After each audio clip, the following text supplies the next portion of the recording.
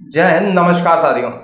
हमारा नाम है शिवेंद्र द्विवेदी और आप देखना शुरू कर चुके हैं सीडीएम इंडिया का खास प्रसारण सुकून मिलेगा। आज हमारे स्टूडियो में एक ऐसे नौजवान साथी हैं जिन्हें देखकर हम सब आकर्षित हैं। आपको यकीन नहीं होगा, इन्होंने मात्र 14 साल की उम्र में ही अपनी पहली कंपनी बनाई थी और उस कंपनी का टैगलाइन रखा था working for nation development. Shubham Singh Bharat के सबसे युवा उद्यमियों में से एक हैं। इनका जन्म सन 2000 में उत्तर प्रदेश के एक छोटे से कस्बे अयोध्या में हुआ और आज के तारीख में ये 4 कंपनियों के फाउंडर हैं। तो चलिए मिलाते हैं आपको India's most talented youth Shubham Singh से। हेलो।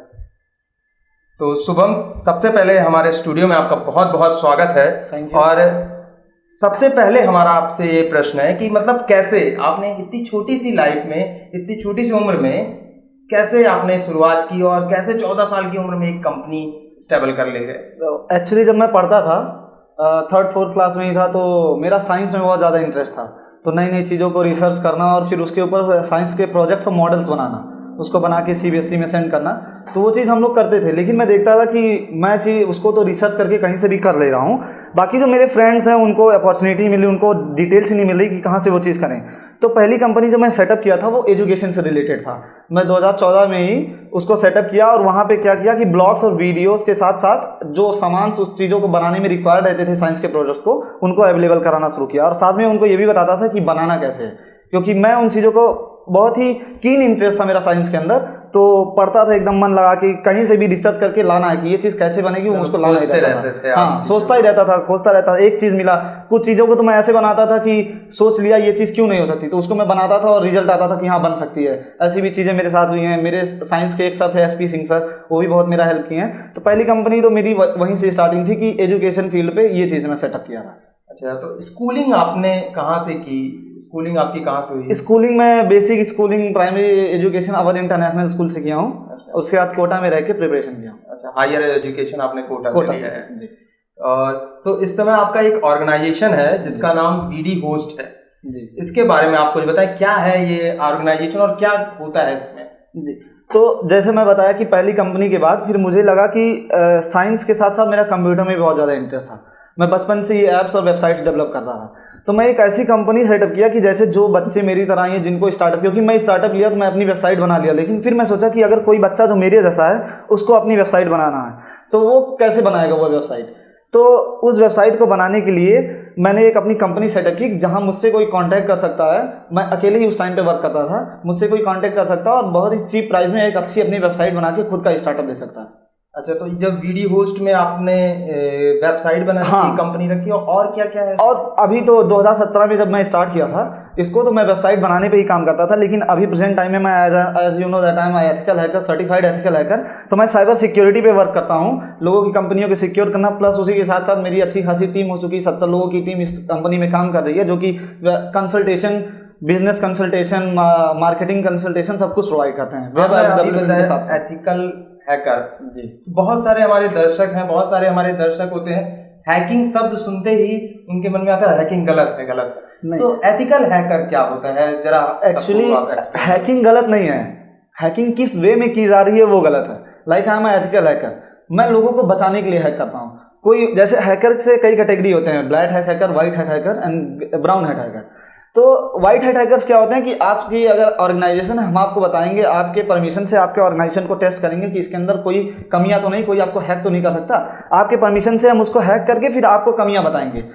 ब्लैक हैट हैकर क्या होता है कि आपको परेशान करने के लिए, आपको हैक करके आपके अकाउंट से पैसा उड़ा लिया, इन सब टाइप के लोग होते हैं, ब्लैक हैट हैकर्स होते हैं। जो आजकल ये चीज गलत है। जो जैसे आजकल हम लोग देख रहे हैं बहुत फ्रॉड्स हो रहे हैं, लोग जॉब देने के लिए बैंक से डिटेल्स मंगा के और लोगों के साथ फ्रॉड कर दे रहे हैं, उनके पैसे विड्रॉ कर ले रहे हैं बैंक से। तो ये सब वो गलत टाइप की हैकिंग। लेकिन जो मैं वो एथिकल हैकर है, जो नैतिक हैकर होते हैं कि जो किसी दूसरे कंपनी को बचाने के लिए वो हैक ना हो जाए, बैंक्स को बचाने के लिए सर्विस प्रोवाइड करते हैं। हम लोग ब्लैक हैट हैकर से नॉर्मल पब्लिक और ऑर्गेनाइजेशन को बचाते हैं। अच्छा, एक मेरा खुद का भी बहुत फेवरेट क्वेश्चन है और मेरा खुद का बहुत मन है ये क्वेश्चन आपसे पूछूं। 14 साल की उम्र में जब आपने पहली कंपनी डाली जी, 14 साल की उम्र के बच्चे ने कैसे फंड रेज किया? एक्चुअली फंड रेजिंग का तो क्या है कि जैसे मुझे मेरी पॉकेट मनी मिलती थी, तो फर्स्ट टाइम मुझे इतना आइडिया नहीं था, तो मैं सर्वर्स लेता था, तो जो नॉर्मल सर्वर देने वाली कंपनी रहती थी उनसे कॉन्टेक्ट करके, तो मैं ऑनलाइन ही शुरू किया था, विदाउट किसी ऑफिस के, बिना किसके, ऑनलाइन एक प्लेटफॉर्म बनाया जहाँ से मैं स्टार्ट किया। तो फंडिंग का उतना आया, फिर धीरे धीरे मेरी वेब डेवलपमेंट वाली कंपनी, 1-2 प्रोजेक्ट्स मिले जिनसे मेरे फंड्स आए, तो मैं उसको अपने ऊपर बिल्कुल ही नहीं इन्वेस्ट करता था, मैं अपनी कंपनी को बढ़ाने के लिए इन्वेस्ट करता था। प्लस जो मुझको गिफ्ट मिल रहे हैं या फिर मेरे पेरेंट्स के द्वारा मनी मिल रही है मुझको, पॉकेट मनी, वो सब मैं इसी में यूटिलाइज कर देता था। अच्छा, तो इतना सब कुछ करने में आपका फैमिली सपोर्ट कैसा रहा? फैमिली ने किस तरीके से आपको सपोर्ट किया? अच्छा सपोर्ट मिला या? हाँ, अब जैसे मैं बचपन से ग्रो करता रहा और फिर उसके बाद मैं IIT से भी ड्रॉप लेके मैं यहाँ हूँ, तो फैमिली सपोर्ट होगा ही, क्योंकि ड्रॉप, लेकिन ये है कि सबके फैमिलीज में होता है, लाइक रिलेटिव्स होते हैं, तो वो बोलते हैं क्या कर रहा है। जब जिस टाइम पे मैं IIT ड्रॉप किया कि मुझको IIT नहीं करना है, कि अब मुझको, मेरा मेंस में सिलेक्शन हो गया, मैं एडवांस का पेपर नहीं दिया, फिर मैं बोला कि IIT नहीं करना, अपनी कंपनी आगे बढ़ानी है। और जिस फील्ड में मैं टैलेंटेड हूँ या फिर, और देखता था कि लोगों को एजुकेट करने के लिए अभी मैं अपना ऑनलाइन प्लेटफॉर्म भी शुरू करने वाला हूँ रूरल बच्चों के लिए फ्री में, तो ये सब बढ़ाने के लिए मैं सोचा अगर मैं कॉलेज चला जाऊँगा तो 2-4 साल के लिए पॉज लग जाएगा काम पे। तो रिलेटिव्स बोलते थे कि क्या, तो फिर पेरेंट्स थोड़ा डिस्टर्ब हो जाते थे, लेकिन मैं उनको कन्विंस कर लिया। मतलब फैमिली सपोर्ट अच्छा खासा रहा। और तो आपको कई सारे अवार्ड्स मिले हैं, जिसमें से मुझे पता है जैसे कि इनोवेटिव एंटरप्रेन्योर अवार्ड आपको मिला है, तो इसके बारे में कुछ बताएं कि ये सफर आपका कैसा रहा? कितना अच्छा लगता है जब इतनी छोटी सी उम्र में आपको अवार्ड्स मिले, और वो भी इतनी बड़ी चीजों के लिए। मैं क्या था कि एंटरप्रेन्योरशिप के लिए बहुत ही ज़्यादा एडिक्टेड हूँ। मैं जो भी कोई चीज़ सोचता हूँ कि ये मुझे शुरू करना है, मैं बिना अपने प्रॉफिट के लिए सोचे हुए कि दूसरों का भला हो रहा है, उसके लिए मैं जंप कर जाता था। शायद इसी को एंटरप्रेन्योरशिप कहते हैं, क्योंकि जो अपना प्रॉफिट देखेगा वो तो बिजनेसमैन हुआ, लेकिन दूसरों के लिए हेल्प कर रहे हैं, दूसरे को कितना प्रॉफिट हो रहा है हमारे वक्त से, यही होता है रियल एंटरप्रेन्योरशिप। तो मैं उसमें जंप कर जाता था। तो मैं क्या हुआ कि इंडियन गवर्नमेंट से सर्टिफाइड हूँ, और एथिकल हैकिंग का मतलब एंटरप्रेन्योरशिप का प्लेस भी लेके रखा हुआ हूँ कि मैं अपनी लाइफ में हमेशा एंटरप्रेन्योरशिप को प्रमोट करने के लिए कमिटेड रहूँगा। तो मैं कोटा में एक ऑर्गेनाइजेशन है जहाँ ओपन टैलेंट्स हो, जहाँ पे मुझको एज अ चीफ गेस्ट की तरह बुलाया गया था, और मेरे रिकॉर्ड्स को देख के जो मैं एंटरप्रेन्योरशिप को इतने छोटी से एज से प्रमोट करता आ रहा हूँ और गवर्नमेंट से भी, तो वहाँ मुझको इनोवेटिव एंटरप्रेन्योर। अच्छा, तो आत्मनिर्भर भारत, इसको कैसे लेते हैं आप? इसको कैसे देखते हैं कि आत्मनिर्भर भारत कैसे बनाया जा सकता है? देखिए, आत्मनिर्भर भारत का मैं क्या कह सकता हूँ कि ये एक बहुत अच्छा इनिशिएटिव है। लोग इसको नहीं समझ पा रहे हैं कि आत्मनिर्भर भारत, लाइक मैं हूँ, तो मैं बचपन से ही, जिम्मेदारियां तो कुछ भी नहीं थी क्योंकि मेरे पेरेंट्स वेल सपोर्टिव हैं, वेल फैमिली से हूँ, तो जिम्मेदारियां नहीं थी, लेकिन फिर भी मैं फैमिली के लिए नहीं, नेशन के लिए अपना जिम्मेदारी समझा और मैं कंपनीज को शुरू किया। तो आत्मनिर्भर भारत के लिए क्या कि हम जैसे अपने फैमिली में रहते हैं तो हम अपने फैमिली को ही नेशन मान लें। अब पहले बेसिक लेवल पे हम अपने परिवार को ही नेशन मान लें और अपने परिवार को अच्छे से डेवलप करने लगें। तो जिस दिन हम ये हर एक कोई यूथ अपने ही फैमिली को डेवलप करने लगा तो पूरा इंडिया ही डेवलप हो जाएगा। यही होता है कि आत्मनिर्भर भारत, सब आत्मनिर्भर हो जाएंगे। आपका इसी के अंतर्गत जो कंज्यूमर मॉडल है, आप अपने ग्राहकों को जैसे डील करते हैं उसके बारे में कुछ हमें बता सकें? जैसे कंज्यूमर मॉडल है तो बेसिकली हम क्या करते हैं कि वी आर बजट फ्रेंडली, कि अगर किसी को अपना स्टार्टअप लेना है, लाइक कोई सामने वाला जिसको अपना स्टार्टअप लेना है, बहुत सारी कंपनियां हैं जो कि आपको जाएंगे कि हाँ सब मुझको ये चीज़ चाहिए तो वो आपको दे देंगी।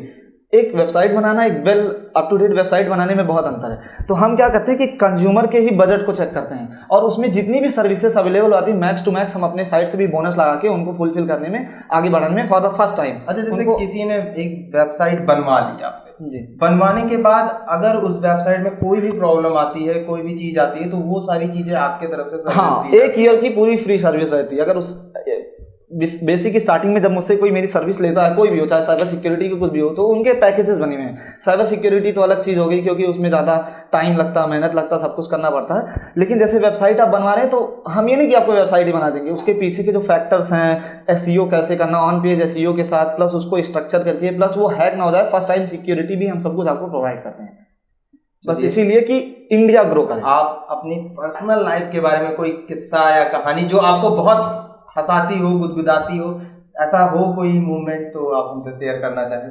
हाँ, मतलब ऐसा कोई उतना मूवमेंट नहीं, लेकिन जब मैं यहाँ स्कूल में पढ़ता था अवध में, तो यहाँ क्या था कि यहाँ हमारे क्लासेस में रोटेशंस होते थे कि आज जो बच्चा फर्स्ट बेंच पे बैठा वो कल सेकंड पे बैठेगा, इस टाइप का। लेकिन हमारी 8 लोगों की ग्रुप थी कि जो पीछे ही बैठते थे, बैक बेंचर्स, लेकिन वो ऐसे नहीं थे जैसे नॉर्मल बैक बेंचर्स होते हैं। We were the toppers of the class, सब लोग टॉपर ही थे।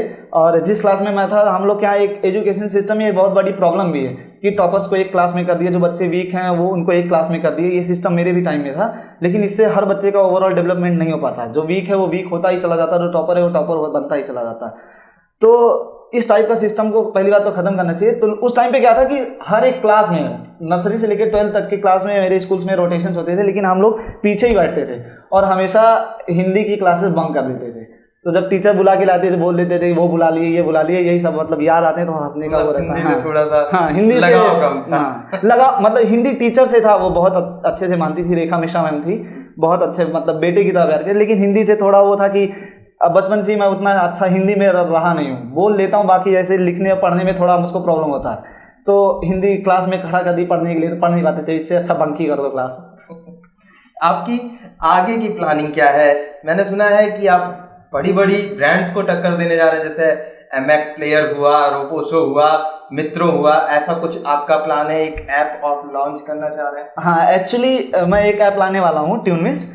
उसका टेस्ट वर्जन लॉन्च कर चुका हूँ कि बेसिकली अभी वो टेस्ट भी चल रहा है, अभी उसमें कई सारे फीचर्स अपडेट करने बचे हैं। उसको मैं आत्मनिर्भर इंडिया, आत्मनिर्भर भारत के प्लान को सक्सेसफुल बनाने के लिए कर रहा हूँ। उस ऐप के थ्रू जैसे नॉर्मल आप रोपोसो यूज़ करते हैं या फिर MX टकाटक का प्लेयर जो अभी लॉन्च हुआ या फिर मित्रो है, इनसे क्या होता है कि यूज़र यूज़ करता है, वीडियो बनाता है, अपनी वीडियोस को ही बना के वो लाइक्स कमेंट्स में ही खुश रहता है थोड़े। लेकिन वो मेरे ऐप के अंदर ऐसा मैं कुछ बिजनेस फीचर्स इंटीग्रेट कर रहा हूँ जिससे हर एक नॉर्मल छोटा से बड़ा बिजनेसमैन उसमें इन्वॉल्व हो सकता है। वो फीचर्स मैं अभी नहीं रिवील कर सकता, लेकिन हाँ, जैसे ही वो ऐप लॉन्च होगा मैं आपको जरूर बताऊंगा। कुछ अंदाजा बता दीजिए हमारे दर्शकों को कि कब तक वो ऐप आने वाला है? मिड ऑफ द सितंबर। मिड ऑफ द सितंबर। उस ऐप में जहां तक मुझे पता है कि जो सबसे खास बात है कि वो उस ऐप से आप अर्निंग तो करेंगे ही करेंगे, साथ ही साथ आप अपने ब्रांड को भी प्रमोट कर पाएंगे अगर आपने खुद की कोई ब्रांड। जी, यही था, यही मेरा बिजनेस फीचर इंटीग्रेटेड है इसके अंदर। पूरा मॉडल तो नहीं बताऊंगा, बस हाँ ये है कि मेरे ऐप के साथ आप अपनी वीडियोस बना रहे हैं, एंजॉयमेंट तो कर रहे हैं, प्लस अगर किसी यूजर का अपना खुद का बिजनेस है, वो अपने बिजनेस को with in the radius of 10 kilometres में फ्री प्रमोट कर सकता है। जैसे हम लोग जानते हैं ना, फेसबुक और इन सबको में प्रमोट करने के लिए हमको 80 रुपीज पर डे या इस टाइप का देना पड़ता है। लेकिन लोकल बिजनेसेस को, सबको आत्मनिर्भर इंडिया, आत्मनिर्भर भारत को एक सक्सेसफुल इनिशिएटिव बनाने के लिए मैं इसको उठाया हूँ, इस कदम को, कि जिससे लोकल बिजनेसेस जो हैं वो ग्रो कर सकें लोकली। तो आप हमारे देश के जो यूथ हैं, जो युवा हैं, उनको क्या संदेश देना चाहते हैं? क्योंकि आपको देखकर हमारे देश के बहुत सारे युवा हैं, वो इंस्पायर होंगे और होते रहेंगे, तो आप उनके लिए क्या संदेश देना चाहेंगे? उनके लिए मतलब मेरा एक ही संदेश है, लाइक कि live in peace and harmony and start working for your Nations development. मतलब खुद शांति सुख के साथ अपने परिवार में रहें। ऐसा नहीं कि गुस्सा मुझे नहीं आता, कभी कभी मेरे पेरेंट्स भी कुछ बोल देते हैं, मैं इंस्टेंटली गुस्सा कर देता हूँ। लेकिन मैं आजकल के यूथ के अंदर ये देख रहा हूँ कि फ़ोन में ज़्यादा बिजी रहेंगे और अपनी एक्सटर्नल चीज़ों में ज़्यादा बिजी रहेंगे, पेरेंट्स के साथ इंटरेक्ट नहीं होंगे, या फिर पेरेंट्स जो चीज़ मना कर देंगे उनको वही करना है। वो आजकल के बच्चे पेरेंट्स से गैप बना रहे हैं, वो पढ़ने के लिए कोटा नहीं जा रहे हैं, अपने पेरेंट्स से दूर रहने के लिए कोटा जा रहे हैं। मैं वहाँ 6 साल रहा हूँ, मैं देखा हुआ हूँ कि कैसे क्या माहौल है, तो ये चीज़ होता है। तो ये चीज़ कम करें और अपने नेशन को आप ये सोचें कि अपने साथ साथ अपने आसपास अपने पेरेंट्स, अपने रिलेटिव्स को कैसे आगे बढ़ाएं। जो भी इनिशिएटिव जिसको भी लेना हो, मेरे लायक अगर कोई हेल्प हो, मेरे कंपनी के लायक कोई हेल्प हो, आप हमको कॉन्टैक्ट करें, हम श्योरली आपको हेल्प करेंगे। यहाँ तक हम आत्मनिर्भर, आप जैसे मुझसे पूछे थे कि ये कैसा है, इसको बढ़ाने के लिए हम छोटे से लेके बड़े बिजनेसेस तक सबको 15 मिनट्स का फ्री कंसल्टेशन भी प्रोवाइड कर रहे हैं। कोई भी हो, जिसको भी बिजनेस अपना बढ़ाना हो, अपनी कंपनी कैसे रजिस्टर कराएगा, किस प्लान में रजिस्टर कराए, कैसे एग्जीक्यूट करे अपना बिजनेस, मार्केटिंग कैसे करे उसका, उन सबके लिए हर एक फील्ड में हमने 15-15 मिनट का फ्री कंसल्टेशन भी प्रोवाइड करना स्टार्ट कर दिया। ये बहुत बड़ी ज़रूरत है। हमारे देश में लाखों बच्चे ऐसे हैं जो शुरू तो करना चाहते हैं उद्यम, लेकिन हाँ, लेकिन पता नहीं होता। इसीलिए मैं कुछ अभी एक नया स्टार्टअप मेरा और आने वाला है एजुकेशन फील्ड्स में कि स्टार्टअप्स कैसे लें, क्योंकि मुझे पता कि मैं अपनी कंपनी स्टार्ट कर लिया 14 साल में, लेकिन मुझे नहीं पता था कि इसका रजिस्ट्रेशन भी लेना पड़ेगा, GST रजिस्टर करना पड़ेगा, इसको फॉर्म बनाना पड़ेगा, डायरेक्टर्स बनेंगे, DIN नंबर चाहिए, ये चाहिए। तो वो चीज़ें मैं धीरे धीरे टाइम के साथ सीखा। तो मैं ये चाहता हूँ कि जैसे लोग बच्चे रहते हैं कि हाँ उनको कंपनी में आएंगे, उनको पता ही नहीं होता कि इसके पीछे क्या क्या रोल्स हैं, क्या क्या चीज़ें हैं। तो इन सब के लिए मैं रेडी हूँ हेल्प करने के लिए। बस आप सबसे सारे यूथ से रिक्वेस्ट है कि अपना इनिशिएटिव लें, वो स्टार्ट करें। सपोर्ट करने के लिए आपको अब इंडिया में लोगों की कमी नहीं रह गई है। बहुत सारे लोग बहुत फील्ड्स में काम कर रहे हैं, कई हमारे मोटिवेशनल स्पीकर्स काम कर रहे हैं, हम जैसे लोग कई लोग काम कर रहे हैं, बहुत लोग हैं। तो आपको ज़रूर आगे से बढ़ाया जाएगा। चलिए, CDM इंडिया टीम की तरफ से आपको और आपकी पूरी टीम को आपके उज्जवल भविष्य की बहुत बहुत शुभकामनाएं एवं बधाइयाँ। Thank you। और जब भी आपका ऐप लॉन्च हो वो खूब चले, यही उम्मीद करूंगा, और उसके सारे फीचर्स लोगों को इतने पसंद आए कि वो धूम मचा दे, धमाल कर दे। और हमसे बात करने के लिए, हमारे स्टूडियो में आने के लिए आपका बहुत बहुत धन्यवाद। और आप थे शुभम सिंह जी, और इन्होंने हमसे बातचीत की, हमसे बातें की। इसी तरीके से हम आपके सामने ऐसे ही भारत के नई नई प्रतिभाओं को लेके आते रहेंगे। आप जुड़े रहिए, बने रहिए हमारे साथ और देखते रहिए CDM इंडिया। जय हिंद, वंदे मातरम।